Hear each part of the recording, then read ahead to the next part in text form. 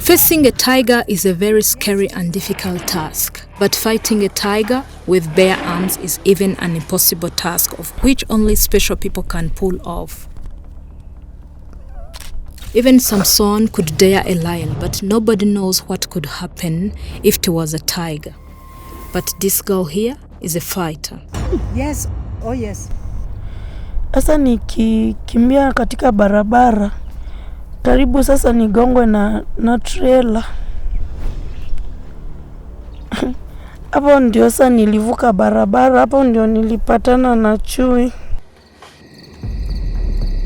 Once upon a time, in the middle of the night, she did meet a tiger and she fought it.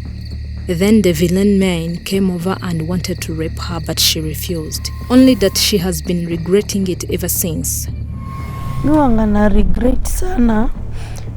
Kwa nini sikukubali huo dereva ama hao wenye walikuwa hapo kwa roli wafanye hivyo walikuwa wanataka, sababu ningekubali sahi singekuwa napitia hizi changamoto. What made this girl half blessed, and why doesn't she like truck driving? In this extraordinary story, we are talking to IRENE Mbithe Wambua, an exceptionally resilient girl who has seen quite a lot at just 24 years old, but whose house, as you can see here, doesn't prove it. Kwa majina naitwa IRENE Mbithe kutoka Machakos. She is the firstborn of her 5 other siblings, and she is a hard-working girl who was determined to help her single mother raise her young sisters and brothers. It was in the early hours of one morning when a close friend of IRENE slipped into her blanket with exciting news, whispering in her right ear that she had found her librarian job in Nairobi City, and the 2 friends had very little time to pack their bags before leaving. It was a modest job for IRENE, who had wished to grab a high-paying job to accommodate all her many needs. But the offer was quite enough to risk it all, since she had been unemployed for quite a while, and to make matters worse, her mother had been unemployed as well, which meant that putting food on the table for his huge family was a very big problem. The 2 girls from Machakos town took a 63-kilometer journey heading to northwest to Nairobi City. But upon reaching their final destination, suddenly there was no job for IRENE. Tukaenda Nairobi. When we reached Nairobi, my job position was already filled with another new employee who was doing what I was supposed to be doing.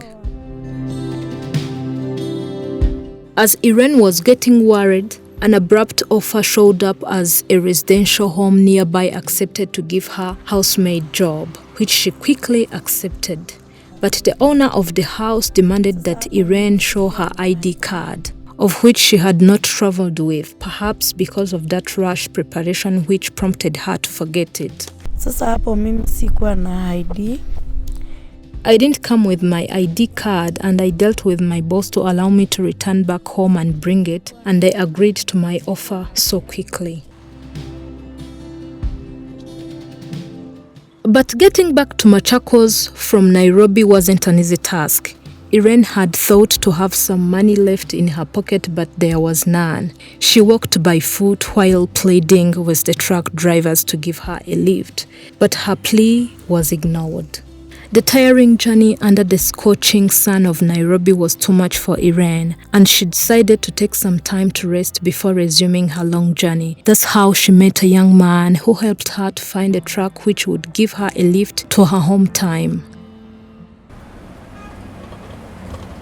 But the lift was not so innocent, as the 2 men in the truck had other plans. Wanaume walikuwa wawili kwa gari.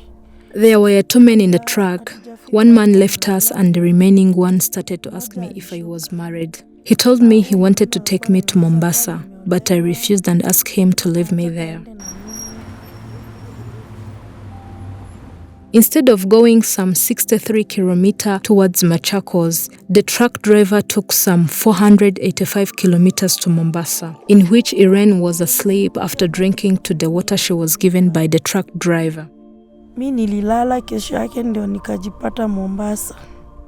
As the driver was still figuring out how to take IRENE out, she finally woke up and screamed. The driver got afraid and left her to avoid more troubles. Then IRENE had someone who speaks her local language known as Kikamba, and she joined him to ask for help. He was a young man. I approached him and explained what happened to me, and he promised to help me. We left the public area and approached an old woman to explain my issue. She asked me a lot of questions, wondering why I didn't ask for the ticket from my mom. As the frightened and tired IRENE was struggling to explain herself, an old man with an old truck showed up and claimed to be going exactly to Machakos, a town IRENE was heading to. She climbed the truck in belief that her misery was finally coming to an end. But it was just the beginning, as the men inside an old truck started to seduce this girl, who sat timidly between them. But she backed them off, only to raise their anger as they stopped talking to her throughout the journey. By then, it was around 11 p.m. Under the thick darkness of the night, with no lights on the roadside whatsoever, the two men behind the wheels went out of the truck and argued with another man for an hour. And when they came back, their mood was aggressive. When they came back into the truck, one man started to unzip his jeans, and I asked him what he was trying to do. He replied nothing. The two men tried to entice her to sleep with them, but she resisted and screamed loud as their truck gradually approached a police car which was parking on the side of the road. The two men fumed and decided to leave IRENE on the roadside to fend for herself. The driver parked on the roadside and stepped out of the truck. He then called me and asked me to get out. I stepped out and they threw my bag to me. I ran towards the police car. It was like 3 kilometers back. As I was fleeing from the over-illumination of the coming car, going to the far side of the road, a tiger grabbed me by my left arm and pulled me deeper into the bushes. As I was screaming so vehemently, I was tired from all my journeys and I couldn't fight the tiger properly. Luckily, another man who was passing by saw the incident and rushed to report to the policemen, who rushed back to help, and their horns frightened the tiger, which left IRENE unconsciously lying down. The police came over and took me to the hospital, but her left arm was so damaged from bitterful bites of the tiger. Left arm was cut.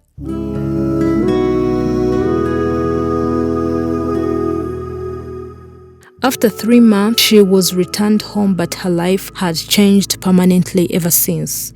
The tiger did not just damage her arm, but her left eye doesn't work as well, together with her left side of the face, which is also damaged. IRENE's medical bills are piling up every single day. She is supposed to visit the hospital twice or thrice a week, but affording a ticket to Nairobi isn't an easy task, given that she's unemployed together with her mom and her other siblings. Meanwhile, her condition is worsening, especially her arm, which is constantly swelling at an alarming rate, as you can see here. It's a heartbreaking experience for this brave girl who is yet to figure out how to respond to this problem, and she is afraid that she may completely run out of options very soon.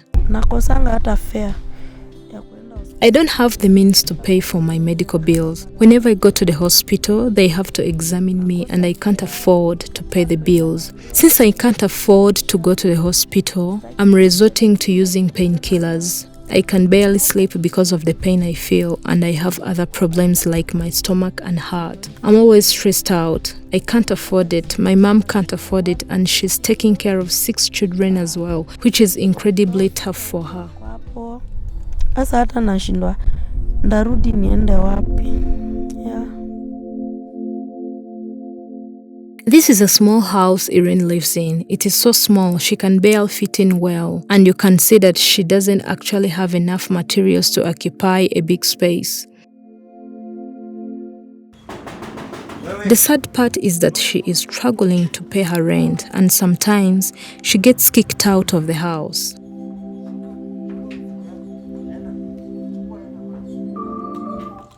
This tough life with no help has made this beautiful girl depressed, and she sometimes regrets not engaging in sleep with truck drivers, as she believes it could have averted her fight with the tiger. Mi wanga na regret sana kwa nini sikukubali huo dereva ama hao wenye walikuwa hapo kwa roli wafanye vile walikuwa wanataka, sababu sometimes I regret the reason I didn't allow the truck drivers to do what they wanted, because if I had agreed, I wouldn't be going through all these problems. Whenever I remember it, I regret it so much. If I agreed, I wouldn't be like this, given that the problem I'm dealing with is now much worse than what I should be dealing with. Should I have allowed them to do what they wanted? I'm afraid to go out and meet people. I mostly stay at home. Sometimes I hate myself and feel like living is meaningless.